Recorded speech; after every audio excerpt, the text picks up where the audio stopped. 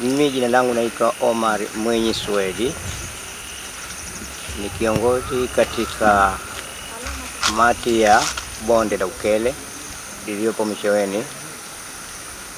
Kwa kweli ziara yetu hii tumeianza juzi, na lengo letu la ziara yetu hii ni kuja kufanya utafiti juu ya habari ya kilimo na kufanya uchunguzi habari ya kilimo cha mpunga katika mabonde ya wenzetu, ukilinganisha kwa sababu sisi jumuiya yetu ni mpya.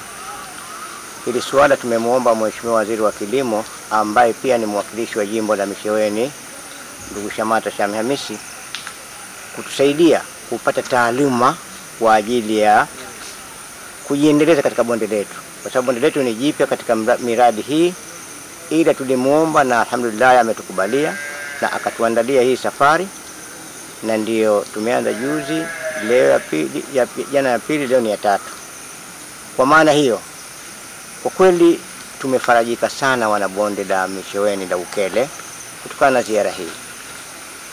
Lakini zaidi shukrani tumpelekee Mheshimiwa Waziri ambaye ametufadhili katika safari yetu hii. Tunamshukuru sana sana, Mwenyezi Mungu amjalie kila la kheri, aendelee tena kipindi kinachokuja. Ndani ya ziara hii kwa kweli tumefanikiwa mambo mengi sana. Moja, tumefanikiwa kujifunza namna ya uongozi unavyopatikana na unavyoongoza, na jambo la pili tunajifunza mambo mbalimbali katika uwatikaji wa mbegu, namna uwekaji wa mbolea katika mashamba, na hili ambalo tutalichukua na kulifanyia kazi baada ya ziara hii kukamilika. Ni nini hasa matarajio yenu maana baada ya kukamilika kwa ziara, hususan kwa nini wakulima ambao mko hapa ndani ya kisiwa hichi cha marashi ya karafuu?